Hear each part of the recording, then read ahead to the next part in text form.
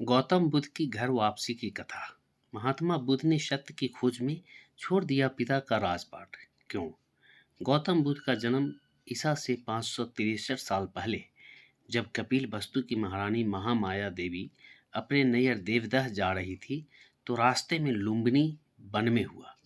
यह स्थान नेपाल की तराई क्षेत्र में कपिल वस्तु और देवदह के बीच नौतनवा स्टेशन से 8 मील दूर पश्चिम में रुक्मिणी नामक स्थान है, वहां आता है, जहां एक लुम्बिनी नाम का वन था।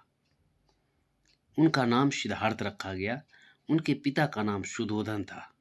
जन्म के 7 दिन बाद ही मां का देहांत हो गया। सिद्धार्थ की मौसी गौतमी ने उनका लालन पालन किया।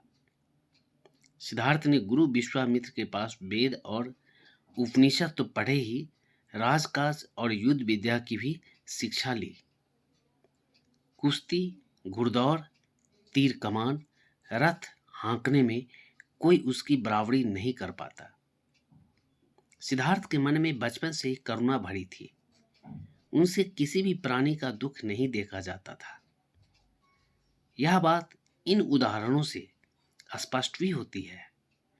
घुड़दौड़ में जब घोड़े दौड़ते और उनके मुंह से झाग निकलने लगता, तब सिद्धार्थ उन्हें थका जानकर वहीं रोक देते और जीती हुई बाजी हार जाते थे। खेल में भी सिद्धार्थ को खुद हार जाना पसंद था, क्योंकि किसी को हराना और किसी को दुखी होना उनसे नहीं देखा जाता था। गौतम बुद्ध ज्ञान को उपलब्ध होने के बाद घर वापस लौटे। 12 साल बाद वापस लौटे। जिस दिन घर छोड़ा था, उनका बेटा राहुल एक ही दिन का था। जब आए तो वह 12 वर्ष का हो चुका था और बुद्ध की पत्नी यशोधरा बहुत नाराज थी, स्वभावतः। और उसके एक बहुत महत्वपूर्ण सवाल पूछा। उसने पूछा कि मैं इतना जानना चाहती हूँ, क्या तुम्हें मेरा इतना भी भरोसा न था कि मुझसे कह देते कि मैं जा रहा हूँ? क्या तुम सोचते हो कि मैं तुम्हें रोक लेती? मैं भी क्षत्राणी हूँ। अगर हम युद्ध के मैदान पर तिलक और टीका लगाकर तुम्हें भेज सकते हैं, तो सत्य की खोज पर नहीं भेज सकते? तुमने मेरा अपमान किया है। तुम मेरा बहुत अपमान किया है। तुमने पूछा क्यों नहीं? तुम कह देते कि मैं जा रहा हूं। एक मौका तो मुझे देते, देख तो लेते कि मैं रोती हूं, चिल्लाती हूं, रुकावट डालती हूं। कहते हैं बुद्ध से बहुत लोगों ने बहुत तरह के प्रश्न पूछे होंगे, लेकिन जिंदगी में पहली बार यह मौका था जब वे चुप रह गए, जवाब नहीं दे पाए। और यशोधरा ने एक के बाद एक सवालों का तीर चलाती रही। फिर यशोधरा ने बड़े ही महत्वपूर्ण सवाल पूछा कि जो तुमने जंगल में जाकर पाया, क्या तुम छाती पर हाथ रखकर कह सकते हो कि वह यहीं नहीं मिल सकता था? लेकिन भगवान बुद्ध कैसे कहें कि यहीं नहीं मिल सकता था, क्योंकि सत्य तो सभी जगह है। और भ्रमवश कोई इंसान यह कह दे तो भी कोई बात मानी जाए। अब तो उन्होंने खुद सत्य को जान लिया है कि वह जंगल में मिल सकता है, तो क्या बाजार में नहीं मिल सकता? पहले बाजार में थे, तब तो लगता था कि सत्य तो यहाँ नहीं है, वह तो जंगल में ही है। वह संसार में कहाँ? वह तो संसार के छोड़ देने पर ही मिल सकता है। पर सत्य के मिल जाने के बाद तो फिर उसी संसार और बाजार में आना पड़ा। तब जाना सत्य यहाँ भी जाना जा सकता है, पर यहाँ थोड़ा कठिन जरूर है। पर ऐसा कैसे कह दें कि यहाँ नहीं है? वह तो सब जगह है। भगवान बुद्ध के पास इस बात का कोई उत्तर नहीं था। उन्होंने आंखें झुका ली और तीसरा प्रश्न से जो यशोधरा ने चोट की, शायद यशोधरा समझ न सकी कि बुद्ध जैसे पुरुष का यूं चुप रह जाना अति खतरनाक है। उस पर बार बार चोट कर अपने आप को झंझट में डालने जैसा है। बुद्धों के पास क्या होता है? ध्यान ध्यान ध्यान और सन्यास। सो तीसरी बात उसने कही, राहुल को सामने किया और कहा कि ये तेरे पिता है, ये देख, ये जो भिखारी की तरह खड़ा है, हाथ में भिक्षा पात्र लिए, यही है तेरे पिता। ये तुझे पैदा होने के दिन छोड़कर कैरों की तरह भाग गए थे। अंधेरे में अपना मुंह छुपाए जब तू मात्र 1 दिन का था, अभी पैदा हुआ नवजात शिशु। अब ये लौटे हैं तेरे पिता, देख ले, इनको जी भर। शायद फिर आए या ना आए, तुझे मिले या ना मिले, इनसे तू अपनी वसीयत मांग ले। तेरे लिए क्या है इनके पास देने के लिए, वह मांग ले। यह बड़ी गहरी चोट थी। बुद्ध के पास देने को था ही क्या। यशोधरा प्रतिशोध ले रही थी 12 वर्षों का। उसके हृदय के घाव जो नासूर बन गए थे, बह रहा था पीड़ा और संताप का मवाद बनकर। नहीं सूखा था वो जख्म जो बुद्ध उस रात देकर चले गए थे, लेकिन उसने कभी सोचा भी नहीं था कि ये घटना कोई नया मोड़ ले लेगी। वह तो भाव में बही जा रही थी। बात को इतने आगे तक खींच लिया था कि अब उसका तनाव, उसकी तरफ वापस लौटना मुश्किल था। इस बात की ओर उसका ध्यान ही नहीं गया।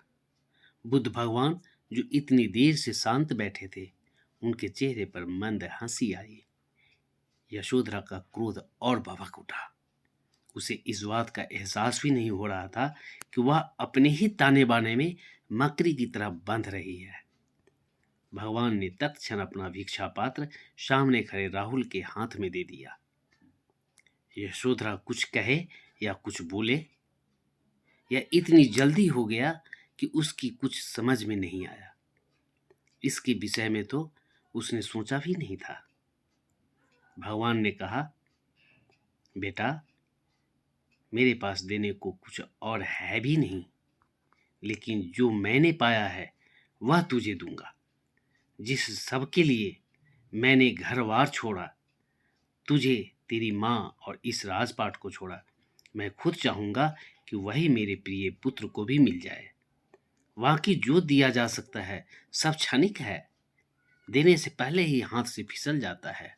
बाकी रंग भी कोई रंग है, संध्या के आसमान की तरह जो पल पल बदलते रहते हैं। मैं तो तुझे ऐसे रंग में रंग देना चाहता हूं जो कभी नहीं छूट सकता। तू संन्यास्त हो जा। भगवान बुद्ध ने अपने 12 वर्ष के बेटे को भी संन्यास्त कर दिया। यशोधरा की आंखों से झरझर आंसू गिरने लगे। उसने कहा, ये आप क्या कर रहे हैं? पर बुद्ध ने कहा, जो मेरी संपदा है वही तो दे सकता हूं। समाधि मेरी संपदा है और बांटने का ढंग संन्यास है। और हाँ यशोधरा, जो बीत गई सो बात गई, उसे विचार दे। मैं तुझे लेने के लिए आया हूं। अब राहुल तो गया, यशोधरा तू भी चल।